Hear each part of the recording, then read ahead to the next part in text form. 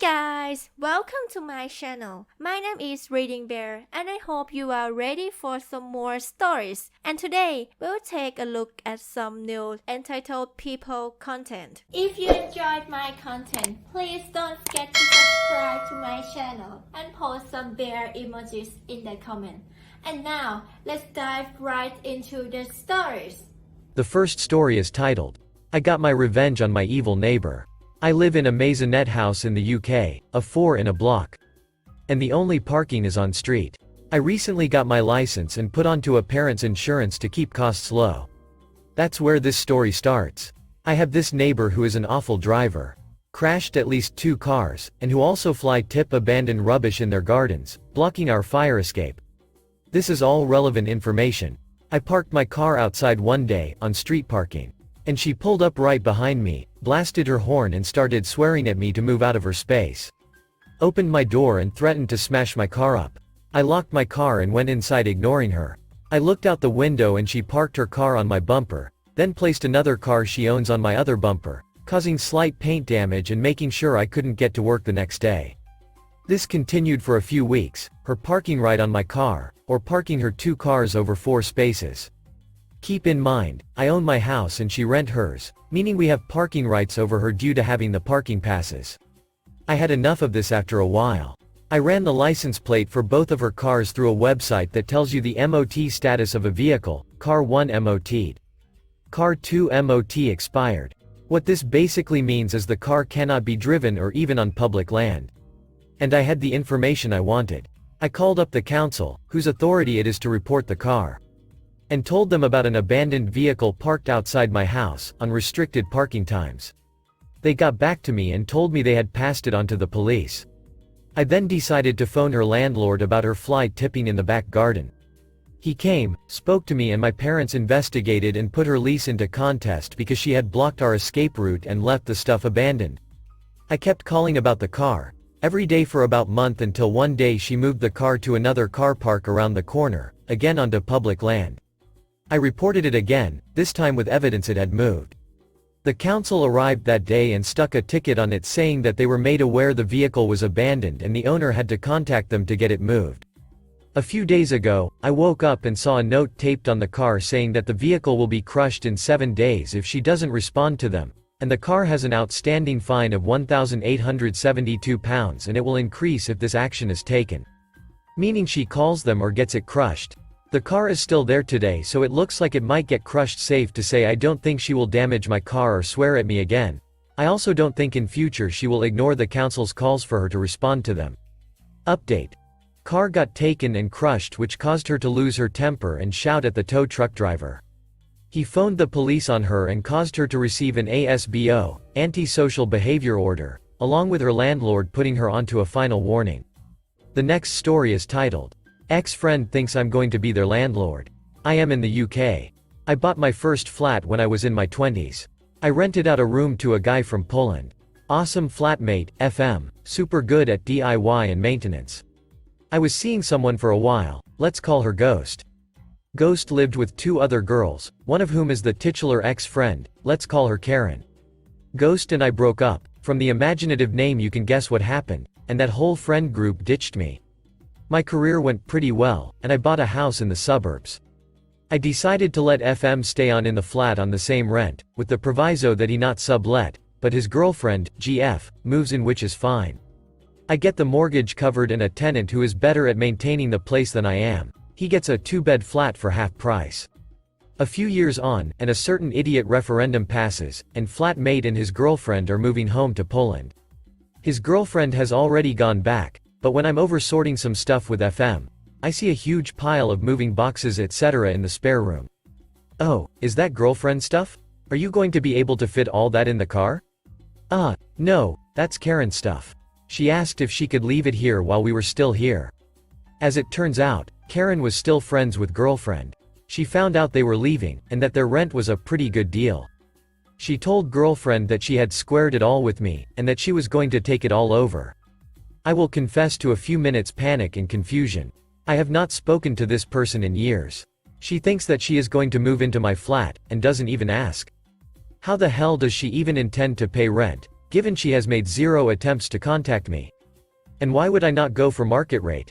I'm honestly baffled, and somewhat morbidly fascinated to find out how she thinks this is going to work. I don't really want to get into some kind of ridiculous squatters' rights squabble with them, so I contacted my solicitor, think a non-trial lawyer. She recommends I get the locks changed, and install a security camera, and to send the inevitable roof hitting her way when Karen turns up and tries to get in. I actually think she's quite excited by the drama. A bit more interesting than property conveyancing. I explain all this to FM. He agrees to move out 2 weeks early, and even helps me fit the doorbell camera. He really was the best. So that's where we are. I pretty much have the Ring app open constantly on my phone. I have pretty clear instructions not to say anything other than give my solicitor's information and record any and all correspondence when it happens. I'm presuming she will hear from girlfriend though. Update 1. Today at lunchtime, Karen turned up and tried to get in the flat, and she was not alone. Ghost was with her, and they had a key. I feel stupid for not remembering that Ghost probably had one from when we were together, or they got a copy from girlfriend. Didn't think she'd keep it after she ditched me, but probably should have changed locks back then. Oops. Sorry tenants, my ex had a key to your flat the whole time. Camera didn't get the preamble, but they came up to the door and tried a key. It's not working. Some fumbling. He's ducking changed the lock. Some more descriptive language, presumably about me and my parentage that I can't wait to have a solicitor read back to them. They continue to take turns trying the key. I connect at this point but don't say anything. They try the doorbell, but it doesn't make any noise because I'm connected. I think it's lit up, but I guess they don't realize that means I'm watching. I thought Ring cameras had a siren to give them a fright but couldn't find it. They bang on the door and window a bit before walking off. I stayed listening through the camera but didn't hear anything. Still eerily quiet on phone. Video sent to solicitor anyway. I've had 2 calls from unknown numbers. Not going to answer, will wait for someone to text me and send them the solicitor's contact info. More to come in guess. In hindsight I should probably have waited to see how this played out before posting. Solicitor would probably murder me if she knew I was doing this. Update 2. After a whole bunch of phone calls from random numbers I finally got one from Ghost's father. He was always a gentleman who I got on with, so I sent him a polite message saying if this was about the flat, please direct this to my solicitor and gave him the details. He said okay, and she said he contacted her and is going in to meet her on Friday. So, I guess I could update the title to entitled X wants me to be her landlord. I did some snooping on social media. I deleted my Facebook years ago. It seems that Ghost and Karen's other housemate is getting married soon. They were all living rent-free in the bride's nan's old house, so I'm guessing impending nuptials are the reason Ghost and Karen are looking for somewhere new and cheap to live. Not really my problem though. Update 3, probably the final one, has taken a turn from the entitled to just plain dumb. With my apologies, there is not much drama, and it is all second-hand. Karen, Ghost and Ghost Dad met with solicitor today, where they unveiled their secret weapon. They had a copy of my lease with FM. I was right, in that their rent-free ride was over, and they had no money saved. Ghost had been used to me as a cash machine for years, I guess, so thought I would just roll over? Lol. No, as the kids might say. So, these brainiacs' plan was that they would take over the existing lease agreement with FM and girlfriend without my involvement. They had a key. They had my payment details from the tenancy agreement. Girlfriend just cost FM and her a wedding gift. Luckily the account's sole purpose was for rent, so I can change that number easily. They thought they could just write their names on the form as well and it would be legally binding. Never mind the fact that there is no subletting, the agreement was with someone else, and the agreement was terminated by FM. Solicitor says they only tried to argue their point for a minute before giving up. Meeting at her office gave her real home field psychological advantage, I think. That and, you know, every freaking law in the land. She was laughing on the phone about it. Honestly, these people are nearly 40. How they have no idea how a lease works is beyond me, although I don't think they believed it. I think it's just because they got caught and are trying to spin. Long stupid story short, Ghost's dad has agreed to pay a moving company to collect the boxes and bring them to his house. I need to be there for that, but I will slam the door at the first sign of anyone other than a mover. I'm out about 350 quid in solicitor's fees. I can accept that, like I said, no wedding preset for FM now. I mean I'd preferred not to have that happen, but who knows what would have happened if they got in or got their day in court.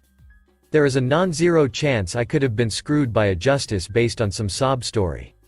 Even in the likely case I'd win, the only people who make money on these things are the lawyers. Punitive damages aren't really a thing here. The courts would just send everyone on their ways. At least I'll always have a video of my ex failing to pull a fast one on me, and the record of her being called to my solicitor's office like they've been called to the office by the head teacher. Quick note on why I didn't just chuck her things out the door. Flats here tend to open to outside, not a corridor, so it would be the same as chucking it out in the rain, and there is a legal duty of care. It's called being an involuntary bailee. It sucks, but it's a pretty common landlord problem. And Karen is a Karen. At least twice I've seen her complain in a restaurant to get her meal comped. Rules are a weapon to use against others. She would absolutely have made trouble for me. That's hopefully it. Thanks for sticking with me. Apologies if it didn't live up to the expectations of drama. Hopefully at the very least it will serve as a cautionary tale about changing locks if you get dumped. The last story is titled, "Husband says my money is mine, your money is ours." My husband and I had triplets, all boys, about 2 years after we got married. They had some health issues. Because of that, my husband wanted me to quit my job and take care of our boys and our home. Since it was cheaper than paying for specialized childcare, I agreed. Our family lives in a row of townhomes, 6 homes in our building, that were owned by our landlord at the time. I was offered a job cleaning townhomes when a tenant moved out by our landlord. I asked my husband about it. He said that he didn't care, but he didn't want it to interfere with my responsibilities at home. We also agreed the money would be mine since it's a second job. We did this for 3 years. It grew into where I cleaned other places for my landlord. I just put the money into savings. My father-in-law died in June of 2019. When my husband received a check from his mom, I asked my husband about it. He got angry and said that it was his money, and any future inheritance would not be part of our family budget. My husband ended up going on several trips with his brothers with the money. I was okay with that. Although I was hurt, he got angry when I asked about it. October 2021. My grandpa died. I am the only grandchild. My parents make good money, so his estate was left to me. I just transferred the money. Rented out the farmland around his home. I did decide to keep his home since it is close to my parents' home. I live 4 hours away from them. I didn't talk to my husband about it since it was my inheritance. In January of this year, my landlord came to me and let me know he was selling the townhomes I live in. With cost rising around us, I was worried about it. It would cause a major impact on our family budget. Things worked out to where I was able to use my inheritance combined with what I had saved from working to buy the building. My husband came to me and told me he wants me to deposit part of the rental income from the other townhomes into our family account, allowing more spending money for fun. I reminded him of our agreements, along with that we no longer have a rent payment. We ended up in a fight. He is saying I am being the a-hole for not sharing the money coming in. Relevant comments. Someone asked if OP's husband used all the inheritance on trips or if used some on the family and if he had contributed to fund money. When my father-in-law passed away, I was driving a compact car, one I owned before we got married. Fitting the kids' car seats in the back seat was very difficult. So, when I saw his mom give him the money, I asked about it. All of the money he received was spent on trips with his siblings, none of it went to our family. He burned through it fast. He was gone a lot, leaving me alone for days. I think he needed a break from it all. Having the triplets, we had to make hardcore decisions. Before he received this money, we both made major sacrifices, cutting all our hobbies, trips, cable, so on. We went bare basics just to cover the kids' medical expenses. He struggled with cutting back so much. I struggled worrying about how to come up with all the co-pays for our kids' medical expenses. I wanted to have the money in savings for my peace of mind. Even though I could have had fun with the money I earned, I didn't. I wanted that safety net. Someone asked if OP's husband had even thought about caregiver burnout. I don't think he has even considered caregiver burnout. In our state, it's a requirement to have so many hours of respite care. We didn't have a choice. My aunt took the classes, and she is certified for their care. Mostly I go grocery shopping, things I have to do. I am only gone an hour or two. A couple times a week. He might think this is enough of a break. I did make a decision a little bit ago. After crying on the phone with my mom. I have never left my boys. I spoke to my aunt. I asked her if she could watch the boys while hubby is at work for a couple of days next week.